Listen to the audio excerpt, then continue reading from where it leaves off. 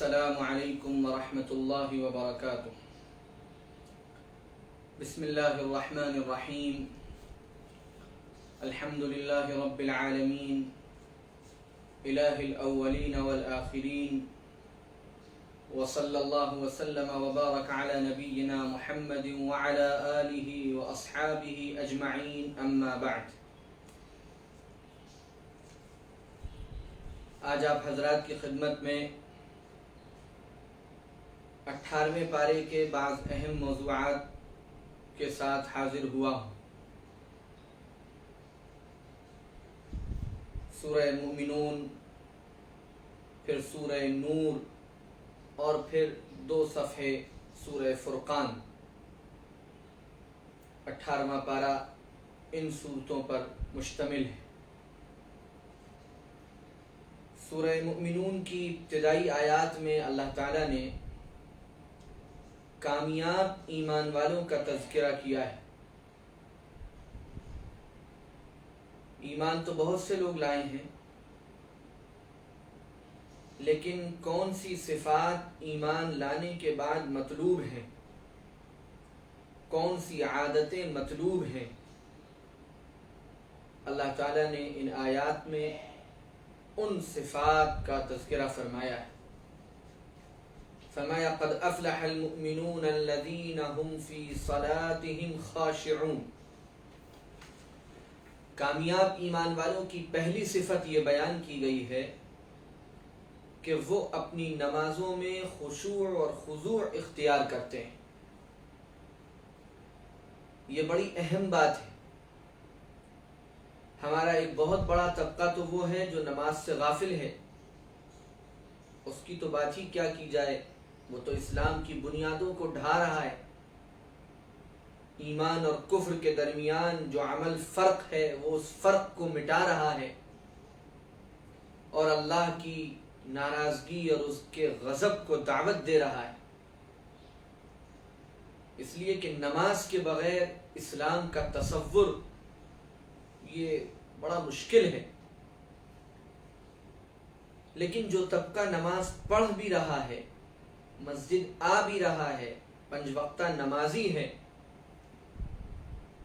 اس کو بھی یہ غور کرنا چاہیے کہ اللہ نے کامیاب ہونے کے لیے نماز میں خشوع کے پیدا ہونے کو شرط بتایا، علامت بتایا ہے اس ایمان والے کی جو کامیاب ہے۔ اور خشوع کا مطلب یہ ہوتا ہے کہ ظاہری ارکان بھی تمام سنت کے مطابق ہوں، شریعت کے مطابق ہوں، اور دل بھی اللہ کی طرف لگا ہوا، حضوری کی کیفیت بھی نصیب ہو۔ ہمیں اس پر بہت غور کرنا چاہیے کہ ہماری نماز ظاہری اور باطنی اعتبار سے اس درجے کو پہنچی ہے یا نہیں پہنچی۔ نماز پڑھنے والوں میں بڑی غفلت ہے، ظاہری اعتبار سے بھی سنتیں ان کی چھوٹتی ہیں، اور بعض مرتبہ سنتوں کے چھوٹنے پر کوئی جب نوٹس نہیں لیتا تو رکن تک میں خامی آنے لگتی ہے۔ آپ بکثرت دیکھیے، تمام ارکان کو ٹھہر ٹھہر کر ادا کرنا اکثر ائمہ کے نزدیک تو واجب ہے، اس کے بغیر نماز ہی درست نہیں ہوتی۔ اور باقی نماز کی صحت کے لیے، نماز کے حسن کے لیے اور نماز کے کمال درجے تک پہنچنے کے لیے یہ تو سب کے نزدیک ضروری ہے۔ لیکن آپ دیکھیے کہ سمع اللہ لمن حمدہ کہہ کر کتنی بڑی تعداد میں ائمہ ایسے ملیں گے، مقتدی ایسے ملیں گے، انفرادی نماز پڑھنے والے ایسے ملیں گے جن کو سمع اللہ لمن حمدہ کہنے کے بعد جو تھوڑی دیر کے لیے آدمی کھڑا ہوتا ہے، اتنا کہ وہ یہ کہہ لے ربنا ولک الحمد، وہ اتنا بھی نہیں ٹھہرتے اور ایک جھٹکے میں رکوع سے کھڑے ہوتے ہیں اور اگلے جھٹکے میں سجدے میں پہنچ جاتے ہیں۔ تعدیل رکن، تعدیل ارکان، یہ نماز کے واجبات میں سے ہے اور نماز کی صحت کے لیے ضروری ہے، لیکن اس کا ہمارے یہاں اہتمام نہیں ہوتا۔ حالانکہ جب چاہیے یہ تھا کہ جب سمع اللہ لمن حمدہ کہہ کر کھڑے ہوں، تھوڑی دیر ٹھہریں، ربنا ولک الحمد اطمینان سے کہیں، پھر سجدے میں جائیں۔ اسی طرح 2 سجدوں کے درمیان جو بیٹھتے ہیں اس بیٹھنے میں آپ دیکھیے کہ کتنی پھرتی اور جلدی سے ایک کے بعد ایک سجدہ مار دیا جاتا ہے، نعوذ باللہ. حالانکہ حق یہ تھا کہ ایک سجدے کے بعد تھوڑی دیر اطمینان سے بیٹھا جاتا. بعض اذکار منقول ہیں، رب اغفر لی ورحمنی وعافنی وارزقنی واجبرنی واسترنی وارفعنی واہدنی. یہ نفل نمازوں میں، سنتوں میں تو یہ اذکار پڑھنے چاہیے، پھر دوسرا سجدہ آدمی کرے. لیکن اس سلسلے میں بڑی غفلت ہوتی، بڑی کوتاہی ہوتی. قرات اتنی تیز ہوتی ہے، سپر فاسٹ ہوتی ہے کہ کچھ پتہ ہی نہیں چلتا کہ کیا پڑھ رہے ہیں. اور تراویح میں تو اس کی خوب مثالیں دیکھنے کو ملتی ہیں. قرآن مجید نمازوں میں اس طرح پڑھا جاتا کہ آدمی کو پتہ چلتا کہ وہ کیا پڑھ رہا ہے، اللہ سے کیا کہہ رہا ہے. اور خاص طور سے فرض نمازوں میں، نفل نمازوں میں اپنی انفرادی خوب توجہ کے ساتھ، دل کی حضوری کے ساتھ نماز کا یہ عمل ہوتا، تب کہا جاتا کہ یہ نماز خشوع والی نماز ہے جس پر اللہ نے کامیابی کا وعدہ کیا ہے. اس لیے طے کیجئے کہ اپنی نمازوں کو بہتر بنانا ہے، اچھا بنانا ہے، اور نمازوں کے سلسلے میں حساس رہنا ہے، فکر مند رہنا ہے. دوسری صفت اللہ تعالیٰ نے بیان فرمائی کہ والذین هم عن اللغو معرضون. کامیاب ایمان والے وہ ہیں جو فضول کاموں سے، لغو چیزوں سے اعراض کرتے ہیں. ایسی چیزیں، ایسے کام، ایسی باتیں، ایسے مشاغل جن سے نہ دین کا کوئی فائدہ ہے نہ دنیا کا کوئی فائدہ ہے، ان میں لگ کر اپنے وقت کو، اپنے پیسے کو، اپنی صلاحیت کو ضائع کرنے کا نام ہے لغو چیزوں میں اپنے کو لگانا. اور یہ اچھے ایمان والوں کی کبھی پہچان نہیں ہے، بلکہ یہ تو اچھے انسانوں کی بھی پہچان نہیں. انسان دنیا میں جیتا ہے کسی بڑے کام کے لیے. ایک اچھا انسان، ایک سمجھدار انسان، اس کے کچھ مقاصد ہوتے ہیں، اس کے کچھ گولز ہوتے ہیں، اس کی کچھ تمنائیں ہوتی ہیں، اس کے زندگی میں کچھ اس نے کچھ حاصل کرنے کا فیصلہ کیا ہوتا ہے. اور ایسا انسان پھر غفلت میں نہیں جیتا، لغو کاموں میں نہیں پڑتا، بلکہ وہ اپنے ایک ایک منٹ کا صحیح اور درست استعمال کرنا ضروری سمجھتا ہے. اور ہر کامیاب انسان کی زندگی میں یہ تھیوری آپ کو نظر آئے گی کہ اس نے اپنے وقت کا بہترین استعمال کیا، اچھا استعمال کیا ہوگا، اپنے وقت کو کاموں میں، مفید کاموں میں لگایا ہوگا، تب پھر وہ زندگی میں کوئی بڑا کام کر سکتا ہے. اور یہ تو اس میں تو اللہ تعالیٰ نے اپنی سنت کے مطابق ایمان والوں اور غیر ایمان والوں میں بھی فرق نہیں رکھا. وَلَيْسَ لِلْإِنسَانِ إِلَّا مَا سَعَى وَأَنَّ سَعْيَهُ سَوْفَ يُرَى. جو بھی محنت کرتا ہے، کوشش کرتا ہے، سنجیدگی کے ساتھ کام کرتا ہے، اللہ تعالیٰ اس کی کوشش کے نتیجے اس کو دکھاتے ہیں، چاہے اس نے ایمان قبول کیا ہو یا نہ قبول کیا ہو. یہ تو دنیا میں سنت اللہ ہے کہ اللہ تعالیٰ محنت اور کوشش کے مطابق عام طور سے اللہ تعالیٰ اس کے مطابق نتیجہ عطا فرماتے ہیں. قدرت ہے اللہ کی کہ اللہ بغیر کچھ کرے بھی سب کچھ دے دے، لیکن عام سنت اللہ کی یہ ہے کہ جو محنت اور کوشش کرتا ہے نتیجہ اس کے حق میں ہوتا ہے. دوسری پھر ایک صفت بیان فرمائی کہ کامیاب ایمان والے زکوٰۃ بہت اہتمام سے ادا کرتے ہیں اور اپنی خواہشات کو، اپنے شہوانی جذبات کو جائز اور حلال طریقے سے پورا کرتے ہیں. زنا میں، گندگیوں میں، غلط کاموں میں ملوث نہیں ہوتے، مبتلا نہیں ہوتے، بلکہ حلال اور جائز طریقے پر اپنی فطری خواہشات کی تکمیل کرتے ہیں. اور جو اپنی امانتوں کا، عہد و پیمان کا، وعدے کا، زبان کا بڑا خیال رکھتے ہیں، اپنی زبان گندی نہیں ہونے دیتے، وعدے کے خلاف نہیں ہونے دیتے، کسی سے جھوٹ نہیں بولتے، کسی کی امانت میں خیانت نہیں کرتے، کسی کے رکھوائے ہوئے سامان پر اپنا حق نہیں سمجھتے، بلکہ بہت ایماندار، بہت سچے، بہت وعدے کے پابند، بہت زبان کے پکے. یہ کامیاب ایمان والوں کی علامت ہے. جس کے اندر یہ سب نہیں ہے وہ حقیقی معنوں میں ایک اچھا کامل مسلمان نہیں ہے۔ قرآن کی گواہی، اس کو کس درجے کی کامیابی ملے گی اس کو اس پر غور و فکر کرنا چاہیے۔ اور پھر فرمایا کہ وہ نمازوں کا بہت خیال رکھتے ہیں، حفاظت کرتے ہیں نماز کی، نماز ضائع نہیں ہونے دیتے، نماز چھوٹنے نہیں دیتے۔ اور یہی وہ لوگ ہیں جنہیں انعام کے طور پر میراث میں اللہ تعالیٰ جنت عطا فرمائے۔ جب یہ مریں گے، ان کا انتقال ہوگا، ان کی آنکھیں بند ہوں گی، تو اللہ کی طرف سے ان کو جنت الفردوس کی نعمت ملے گی، جس میں یہ ہمیشہ ہمیشہ رہیں گے۔ پھر آگے اسی سورہ مومنون کی آیت نمبر 57 سے 61 تک پھر نیک لوگوں کی کچھ علامتیں بیان فرمائی۔ فرمایا ان الذین هم من خشیت ربهم مشفقون، یہ وہ لوگ ہیں جو اپنے اللہ، اپنے پروردگار، اپنے مالک کی قدرت اور اس کے رعب اور اس کے خوف میں مبتلا رہتے ہیں، اس کے رعب سے ڈرتے ہیں، اس کی طاقت سے ڈرتے ہیں، اس کی قدرت اور بادشاہت کا ایک ڈر ان کے دل میں ہوتا ہے۔ اس کی نافرمانی کرتے ہوئے ان کے پیر لرزتے ہیں، ان کے ہاتھ کانپتے ہیں، کیونکہ ان کو یہ احساس ہوتا ہے ہر وقت کہ اللہ جو سب سے بڑی طاقت ہے وہ ہمیں دیکھ رہا ہے، وہ ہمارے ہر عمل کی نگرانی کر رہا ہے، اور وہ ہم سے باز پرس کرے گا، پوچھے گا، ہماری غلطیوں پر ہم کو سزا دے گا۔ یہ ڈر ہر وقت ان کے دل میں رہتا ہے، اور وہ اپنے رب کی آیات پر مکمل یقین اور ایمان رکھتے ہیں۔ قرآن پر مکمل یقین، پکا یقین، پختہ یقین۔ اور یہ ایمان نصیب کب ہوگا؟ جب پتہ ہو کہ قرآن میں کیا ہے۔ جب پتہ ہی نہ ہو کہ قرآن میں کیا ہے تو انسان بصیرت کے ساتھ، شعور کے ساتھ کس طرح قرآن کی آیتوں پر ایمان رکھے۔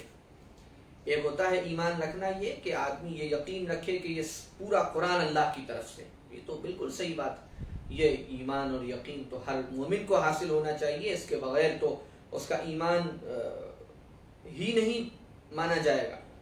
لیکن ایک ایمان کا بڑا درجہ یہ ہے کہ ایک ایک آیت پر پورے شعور اور بصیرت کے ساتھ ایمان، یہ تو ظاہر ہے تب نصیب ہوگا جب انسان کو پتہ ہو کہ اللہ کے کلام میں کیا ہے۔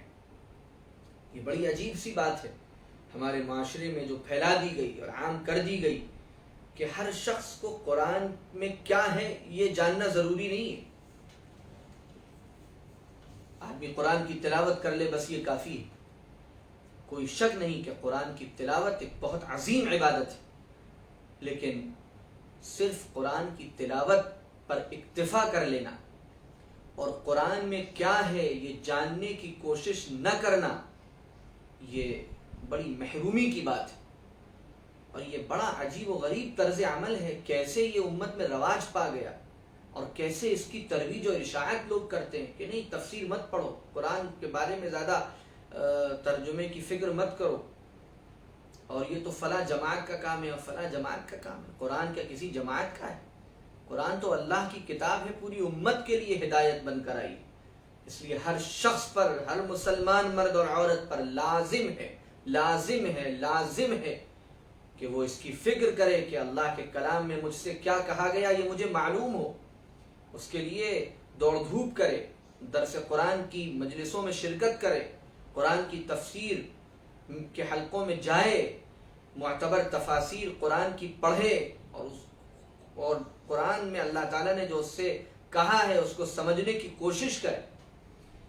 قرآن کا جو عام پیغام ہدایت ہے وہ بہت آسان ہے، بہت سہل ہے، اس میں کوئی پریشانی نہیں ہوتی کسی بھی انسان کو سمجھنے میں۔ اللہ نے آسان بنایا، وَلَقَدْ يَسَّرْنَا الْقُرْآنَ لِلذِّكْرِ، نصیحت کے طور پر جو قرآن کو سمجھنا چاہے ہم نے اس کے لیے بہت آسان کر دیا۔ ہاں قرآن میں جو علم کے لعل و گوہر ہیں اور اس میں جو انسان بڑے گہرے گہرے مسائل اور دقیق نقطے نکالتا ہے، ظاہر ہے وہ اہل علم کا کام ہے، جن کو عربیت پر بھی عبور ہو، جن کو قرآنی علوم سے متعلق جو علوم ہیں ان پر بھی مکمل دسترس حاصل ہو، ان کا کام ہے کہ وہ کام انجام دیں۔ لیکن ایک عام پیغام ہدایت قرآن سے لینا یہ ہر مسلمان کے لیے ضروری ہے، ہر ایک کو اس کی فکر کرنی چاہیے۔ علماء کرام سے میں عاجزانہ گزارش کروں گا ہر مسجد میں اس کا ماحول بنائیے، درس قرآن، درس تفسیر کا ہر مسجد میں نظم قائم کیجیے۔ کوئی مسجد ایسی نہ ہو جہاں قرآن کے درس کا حلقہ نہ ہوتا ہو، کوئی عالم ایسا نہ ہو جو کسی نہ کسی درجے میں قرآن مجید سے براہ راست لوگوں کو واقف نہ کراتا ہو۔ ساری مصروفیات اور ساری جو علم حاصل کرنے کے راستے ہیں وہ سب 2 نمبر پر ہیں. سب سے بنیادی حیثیت اللہ کی کتاب کی. حضور پاک علیہ الصلاۃ والسلام نے فرمایا تھا حدیث پاک میں کہ میں 2 چیزیں تمہارے لیے چھوڑ کر جا رہا ہوں، ایک اللہ کی کتاب، ایک میری سنت. اور حدیث ثقلین میں فرمایا تھا ایک اللہ کی کتاب اور میرے گھر کے لوگ. اللہ کی کتاب کو بڑی بنیادی حیثیت حاصل ہے. اللہ کی کتاب کو اصل مقام اللہ کی کتاب کا ہے، قرآن مجید کا ہے. اس پر ہر شخص کو اس کی طرف رجوع کرنا چاہیے، ہر شخص کو قرآن سے جڑنا چاہیے. ہر گھر میں، ہر محلے میں، ہر مسجد میں قرآن کے علوم کو عام کرنے کی فکر پیدا ہونی چاہیے. یہ قرآن مجید کا حق ہے. اور جتنا امت قرآن سے دور ہوگی اور ثانوی اور نیچے کے جو مصادر ہیں اور مراجع ہیں انہی پر بس اکتفا کر کے مطمئن ہو جائے گی، اتنا ہی اس امت کو نقصان ہوگا. قرآن سے جڑیے، قرآن کی دعوت عام کیجیے، قرآن کی ترویج و اشاعت کیجیے، قرآن کا پیغام ہر شخص تک پہنچائیے، قرآن کے درس اور تفسیر کے حلقے قائم کیجیے، اس میں جڑیے. جو جاننے والے ہیں وہ جوڑیں، جو نہیں جانتے وہ جڑیں. یہ فکر ہر مسلمان کی، ہر عالم کی، ہر قرآن سے تعلق رکھنے والے کی ہونی چاہیے. اس کے بعد اللہ تعالیٰ نے فرمایا کہ وہ بندے اللہ کے ساتھ کسی کو بھی اب شریک نہیں کرتے، صرف ایک اللہ کی، ایک مالک کی، ایک خدا کی عبادت کرتے ہیں. اور نیک عمل کرتے ہوئے بھی وہ ڈرتے رہتے ہیں کہ کہیں میرے اس عمل میں کوئی کمی یا کوتاہی نہ رہ گئی. نیکیاں کر کر کے بھی ڈرتے ہیں. اللہ کے نیک بندوں کی علامت یہ ہے کہ وہ نیکیاں بھی کرتے ہیں اور ڈرتے بھی رہتے ہیں. اور اللہ کے باغی، اللہ کے نافرمان بندوں کی علامت یہ ہے کہ وہ گناہ بھی کرتے ہیں اور ڈرتے بھی نہیں. یعنی جری ہو جاتے ہیں، سرکش ہو جاتے ہیں، ڈھیٹ ہو جاتے ہیں، بے شرم ہو جاتے ہیں کہ زندگیاں گناہوں سے بھری ہوتی ہیں اور تب بھی ان کو ڈر اور نہیں خوف نہیں ہوتا. اللہ کے عذاب کا خوف نہیں ہوتا، اللہ کی ناراضگی کا ڈر نہیں ہوتا. اور اہل ایمان کی علامت یہ ہے کہ وہ گناہ سے بچ رہے ہوتے ہیں، نیکیاں کر رہے ہوتے ہیں اور نیکیوں کے بارے میں بھی ڈر رہے ہوتے ہیں کہ میری نیکیاں اللہ کے یہاں قبول ہو رہی ہیں یا نہیں ہو رہی، یہ عمل قبولیت کے مرتبے تک پہنچا ہے یا نہیں پہنچا، اللہ مجھ سے راضی ہوا ہے یا نہیں ہوا. ہم سب اپنے آپ کو ان آئینوں میں دیکھیں کہ ہماری کیا کیفیت ہے. ہم اپنے دین کے کام جتنے بھی اللہ کی توفیق سے کر رہے ہیں، کیا ان کاموں کو کرتے ہوئے ہمارے اندر اتراہٹ، گھمنڈ اور غرور کی کیفیت تو نہیں پیدا ہو رہی؟ اگر یہ پیدا ہو رہی ہے تو یہ سارے اعمال اکارت ہیں، بیکار ہیں، ان سے فائدہ نہیں ہوگا، کیونکہ خلوص نکل گیا ہے، فخر و غرور آ گیا ہے. خلوص کی علامت یہ ہے کہ بندہ نیکی کرتا رہے اور اللہ سے ڈرتا رہے اور اللہ سے قبولیت مانگتا رہے اور اللہ کی رضا کا طلبگار رہے. یہ خاص پہچان ہوتی ہے اہل اللہ کی کہ وہ نیکیاں کرتے ہوئے بھی اللہ سے ڈرتے ہیں اور اللہ سے مستقل استغفار کرتے ہیں، اللہ سے مستقل عمل کی قبولیت مانگتے ہیں. ان لوگوں کی عادت یہ ہوتی ہے کہ وہ نیکیاں کرنے میں بڑی جلدی دکھاتے ہیں، نیکی کا کوئی موقع ہاتھ سے نہیں جانے دیتے، فوراً نیکی کرتے ہیں. جہاں موقع ملتا ہے نیک کام میں ہاتھ بٹاتے ہیں، نیک کام میں ساتھ دیتے ہیں اور خیر اور بھلائی کے کاموں کی طرف تیزی سے آگے بڑھتے ہیں. کوشش کرتے ہیں کہ ہر خیر کے کام میں میرا حصہ ہو جائے، ہر خیر کے کام میں میں اپنا وقت، اپنا پیسہ، اپنی صلاحیت، اپنا جو کچھ مجھے اللہ نے دیا ہے میں لگا دوں. اس کے بعد اللہ تعالیٰ نے سورہ مومنون میں ہی قیامت کا منظر، ہولناک منظر بیان فرمایا. 101 سے 105 تک فرمایا گیا جس وقت سور پھونکا جائے گا ساری رشتہ داریاں اس وقت ختم ہو جائیں گی اور کوئی کسی کو پوچھنے والا نہیں ہوگا. جس کی نیکیاں زیادہ ہوں گی وہ اللہ کی رحمت سے کامیاب ہو جائے گا اور جس کی نیکیاں کم رہ جائیں گی وہ بہت بھیانک نقصان میں ہوگا.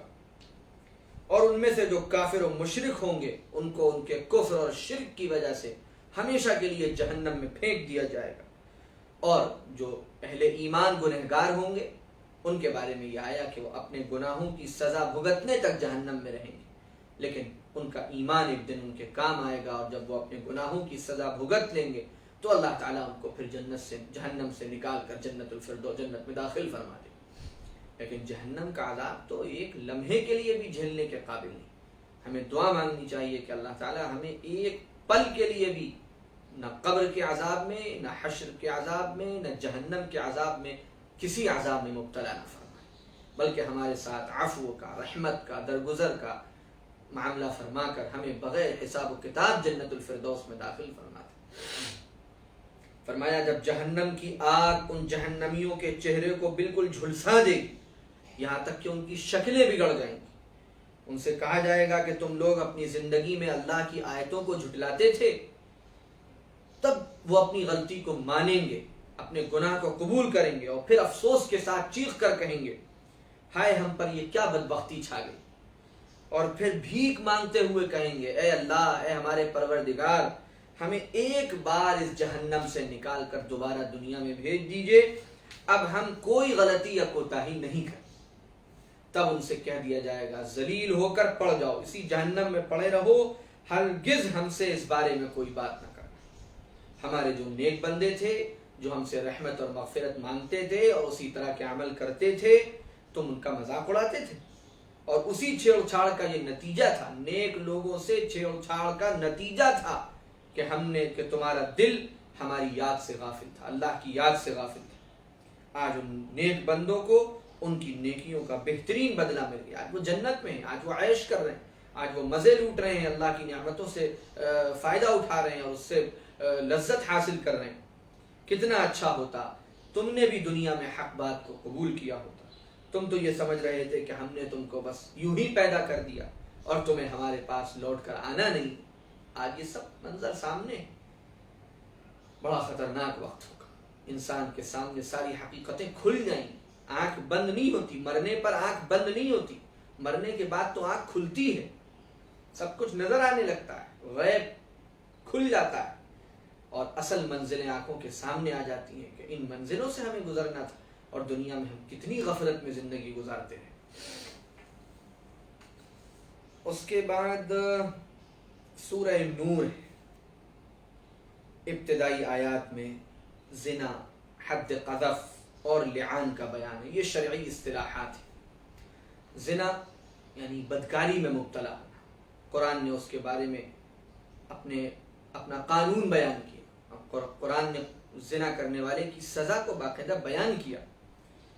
فرمایا گیا کہ اگر غیر شادی شدہ لڑکا یا لڑکی جس کی شادی نہیں ہوئی، نکاح نہیں ہوا، وہ بدکاری میں مبتلا ہو اور زنا میں مبتلا ہو، اور 4 گواہ موجود ہوں جو یہ گواہی دیں کہ ہم نے اپنی آنکھوں سے زنا ہوتے دیکھا ہے، پوری ثبوت کے ساتھ، دلیل کے ساتھ ثابت ہو جائے کہ ہاں واقعی اس نے زنا کیا ہے، ایسا ہی نہیں کسی کے کہہ دینے پر، کسی کے شور کر دینے پر نہیں، باقی عدالت سے ثابت ہو، گواہوں کے ساتھ 4 گواہ کم از کم ثابت ہو، اور زنا کرنے والا لڑکا یا لڑکی غیر شادی شدہ ہے، تب ان کی سزا یہ ہوگی کہ انہیں پورے مجمع کے سامنے 100 کوڑے لگائے جائیں گے۔ کوڑے مارے جاتے ہیں، 100 کوڑے مارے جائیں گے اگر شادی نہیں ہوئی تو۔ اور پھر یہ بات کہی گئی کہ جو زنا کا مسلسل عادی ہے لڑکا، اس سے نکاح نہیں کرنا چاہیے، کوئی اسی قسم کی لڑکی کر لے نکاح تو کر لے، اور اگر کوئی لڑکی خدا نخواستہ اس غلطی میں مبتلا ہے اور اس پر اس کو اصرار ہے، اس سے بھی نکاح نہیں کرنا چاہیے۔ ایسے بد کردار اور کیریکٹر کے خراب لوگوں کے ساتھ یہ پاکیزہ رشتہ قائم نہیں کرنا چاہیے، الا یہ کہ اس نے سچی پکی توبہ کر لی ہو، زندگی بدل گئی ہو، معافی مانگ لی ہو، اور جائز اور حلال طریقے سے شریعت کے مطابق وہ زندگی گزارنے پر راضی ہو اور اس پر اس کا عمل ہو تو ٹھیک ہے۔ جس کا اصرار ہو اس گناہ پر، مسلسل اسی گناہ میں مبتلا رہتا ہو کوئی لڑکا یا لڑکی، تو پھر اس سے یہ نکاح کا پاکیزہ رشتہ ایمان والوں سے کہا گیا کہ تم بالکل قائم نہ کرو۔ اور اس کے بعد یہ بات فرمائی گئی کہ کوئی شخص کسی عورت پر، پاک دامن عورت پر زنا کی تہمت لگائے، الزام لگائے کہ فلاں عورت نے زنا کیا ہے، مگر گواہی پیش نہ کر پائے، 4 گواہوں کو پیش نہ کر پائے، تو قرآن کی نگاہ میں وہ جھوٹا ہے، اس نے بہت بڑا گناہ کیا ہے، اور اس تہمت کی، جھوٹ بولنے کی سزا یہ ہے کہ اس کو 80 کوڑے لگائے جائیں اور پھر کبھی بھی اس کی گواہی قبول نہیں کی جائے، کیونکہ عورت کے لیے اس کی عزت، اس کی عفت، اس کی عصمت سب سے قیمتی چیز ہے۔ تم نے بغیر ثبوت کے، بغیر گواہوں کے کسی کی عزت کو تار تار کر دیا، کسی کی عصمت اور عفت اور پاک دامنی پر کیچڑ اچھال دی، یہ بہت ہی بڑا جرم ہے۔ اس جرم کی سزا یہ ہے کہ تم کو سزا ملے اور پھر کبھی بھی تمہاری کوئی گواہی قبول نہ کی جائے۔ اس کو حد قذف کہتے ہیں۔ اس کے بعد ایک آتا ہے مسئلہ لعان کا۔ لعان کا مسئلہ یہ ہے کہ کوئی دوسرا مرد یا عورت اگر کسی دوسرے مرد یا عورت پر زنا کی تہمت لگائیں یا الزام لگائیں تو وہ طریقہ ہے جو ابھی بتایا کہ 4 گواہ پیش کریں ورنہ جھوٹ مانا جائے گا۔ لیکن اگر معاملہ خدا نخواستہ شوہر اور بیوی کا ہو، بیوی شوہر پر الزام لگائے، شوہر بیوی پر الزام لگائے، تب کیا ہوگا؟ تو پھر قرآن نے ایک دوسرا راستہ بتایا کہ وہاں گواہی نہیں مانگی جائے گی، کیونکہ ان کی زندگیاں پرسنل ہوتی ہیں۔ وہاں پر یہ طریقہ ہے کہ ایک دوسرے پر الزام لگا رہے ہیں، وہ شوہر کہہ رہا ہے کہ اس کو میں نے دیکھا گناہ کرتے ہوئے، اور بیوی انکار کر رہی ہے، طے ہی نہیں ہو پا رہا ہے، تو پھر اللہ تعالیٰ نے کہا کہ پھر ایسا کرو، لعان کرو، تم دونوں آپس میں کھڑے ہو کر یہ بات کرو اور علیحدہ ہو جاؤ۔ وہ لعان کیا ہے؟ لعان یہ ہے کہ اگر شوہر نے بیوی پر الزام لگایا کہ میں نے اپنی بیوی کو اس گناہ میں مبتلا دیکھا، ملوث دیکھا، اور شوہر کے پاس گواہ نہیں ہے، تو پھر وہ یہ کہے کہ 4 مرتبہ قسم کھائے اللہ کی، 4 مرتبہ اللہ کی قسم کھا کر کہے کہ میں نے اس کو یہ گناہ کرتے دیکھا ہے، اور 5ویں مرتبہ یہ کہے کہ اگر میں جھوٹ بول رہا ہوں تو میرے اوپر اللہ کی لعنت ہو، اللہ کی پھٹکار ہو۔ اور پھر بیوی اپنی صفائی اس طرح دے کہ 4 مرتبہ اللہ کی قسم کھا کر یہ کہے کہ یہ شوہر جھوٹ بول رہا ہے، 4 مرتبہ اللہ کی قسم کھا کر کہے، اور 5ویں مرتبہ یہ کہے کہ اگر یہ سچا ہے اور میں گنہگار ہوں تو مجھ پر اللہ کا غضب، اللہ کا غصہ و پھٹکار ہو۔ یہ عمل لعان کہلاتا ہے۔ یہ کر لو اور پھر دونوں الگ الگ ہو جاؤ۔ ظاہر بات ہے جب ایک اتنا بڑا الزام لگا دیا تو اب زندگی ساتھ تو گزر نہیں سکتی، تو الگ ہونے سے پہلے یہ کر لو لعان، تاکہ جس نے بھی جھوٹ بولا ہے اس پر اللہ کا غضب برسے، اللہ کی لعنت برسے، اور اس کی زندگی برباد ہو جائے، دنیا سے لے کر آخرت تک وہ تباہ ہو۔ اس عمل کو شریعت میں لعان کہا گیا، اور پھر اللہ کے حوالے کر دو، جس نے جو کیا ہوگا وہ اپنے کیے کی سزا بھگتے گا۔ اس کے بعد سورہ نور میں ہی واقعہ افک کا تذکرہ ہے۔ کچھ ایسے منحوس گزرے تھے۔ سورہ نور کی آیت نمبر 11 سے 26 تک واقعہ افک کا تذکرہ ہے۔ حضور پاک صلی اللہ علیہ وسلم کے زمانے میں بھی کچھ ایسے ذلیل، کمین، خسیس اور خبیث لوگ تھے جنہوں نے حضرت عائشہ صدیقہ رضی اللہ تعالی عنہا پر نعوذ باللہ بہتان لگایا تھا۔ حضرت عائشہ رضی اللہ عنہا سے نفرت کرنے والے اور ابو بکر صدیق اور عمر فاروق اور عثمان غنی رضی اللہ تعالی عنہم سے نفرت کرنے والے یہ صرف آج نہیں ہیں، یہ اس دور سے ہیں، منافقین امت کے، جن کے اندر، جن کے عقیدوں میں، جن کی کتابوں میں، جن کے لٹریچر میں خلفاء راشدین اور امہات المؤمنین کی نفرت بھری پڑی۔ ایسے ہی عبداللہ ابن ابی جیسے ذلیل اور کمین قسم کے لوگ اس وقت بھی تھے۔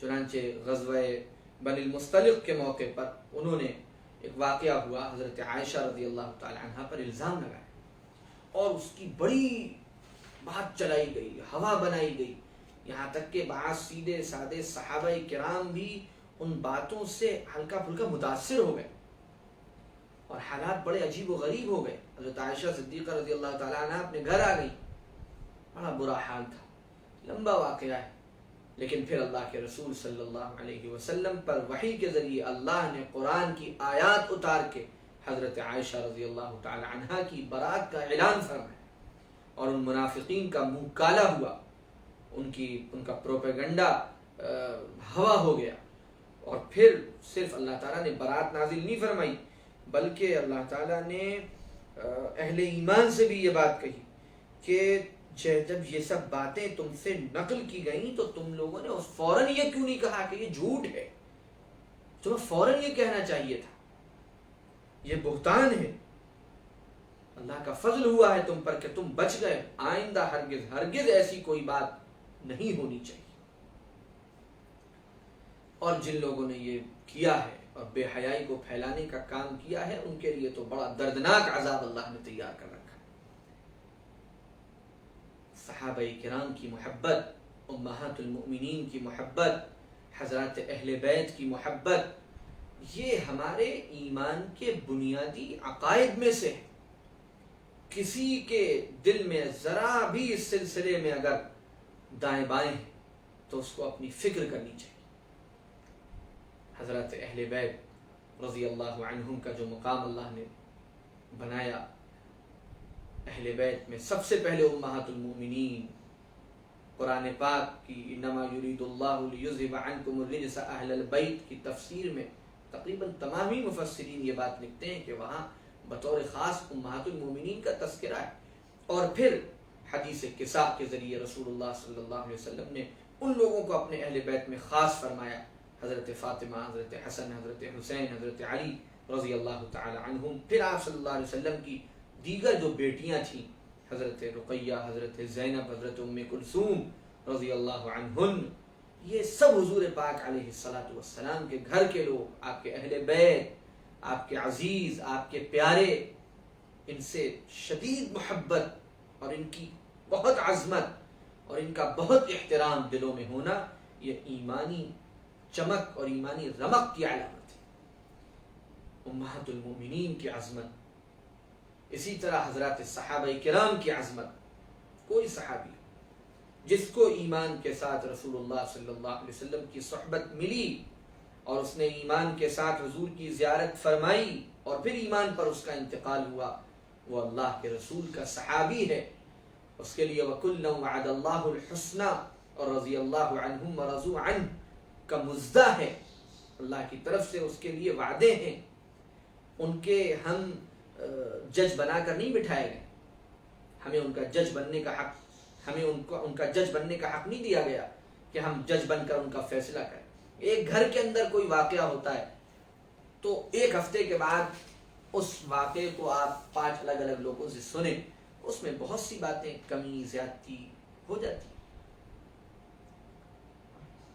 اس لیے اس میں پرانے واقعات کو بنیاد بنا کر کسی بھی صحابی کے سلسلے میں بدگمانی کا پیدا کرنا یا پیدا ہونا، یہ ہمارے لیے بہت نقصان دہ ہو سکتا ہے۔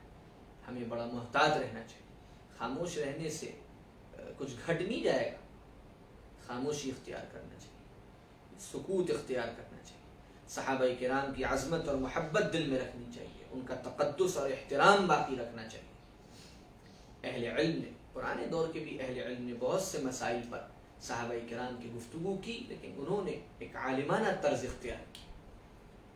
جو بحث جتنی تھی تحقیق کے انداز سے علمی کتابوں میں ان باتوں کو نقل کیا اور اس کے بعد انہوں نے فراغت اختیار کی۔ ان موضوعات کو عوامی بنا دینا، عمومی بنا دینا اور لہجے اور اسلوب کا سخت ہو جانا، یہ بہرحال خطرے کی گھنٹی ہے اور اس سے بہت سخت فتنوں کا اور نقصان کا اندیشہ ہے اور بہت سے خطرات اور خدشات اس سے متوقع ہیں۔ احتیاط کے ساتھ، بہت ہی سنجیدگی کے ساتھ، علمی لب و لہجے میں، شائستہ انداز سے کسی بات کا، کسی رائے کا، کسی مسئلے کا پیش کرنا الگ بات ہے، اور کسی مسئلے کو عوامی عمومی انداز سے جذباتیت کے ساتھ، غصے کے ساتھ، سخت لب و لہجے میں پیش کرنا، اس سے بہت سے نقصانات متوقع ہیں۔ چنانچہ وہ پھر اللہ تعالیٰ نے حضرت عائشہ رضی اللہ تعالیٰ عنہ کی برات پر آیات نازل فرمائی اور منافقین کا منہ کالا ہوا اور ذلیل و رسوا ہوئے، اور اما عائشہ رضی اللہ تعالیٰ عنہ کی عزت، ان کی ناموس، ان کا تقدس، ان کی عظمت آسمانوں پر پہنچ گئی اور آج تک پہنچی ہوئی. اس امت پر بہت بڑا احسان ام عائشہ صدیقہ رضی اللہ تعالی عنہا کا ہے. پوری امت کو ان کا احسان مند ہونا چاہیے. پوری امت کو ان کے بارے میں بہت ہی عظمت اور احترام کا معاملہ رکھنا چاہیے. وہ بہت ہی رازدار تھیں اللہ کے رسول صلی اللہ علیہ وسلم. آپ صلی اللہ علیہ وسلم کی سب سے محبوب زوجہ مطہرہ تھی. آپ صلی اللہ علیہ وسلم کا بہت ہی خاص معاملہ تھا ان کے ساتھ. حدیث میں سینکڑوں روایتیں بھری پڑی. اس کے بعد انشاءاللہ کچھ اور موضوعات ہیں جن کے ساتھ اللہ نے چاہا تو کل ملاقات ہوگی. السلام علیکم ورحمۃ اللہ وبرکاتہ.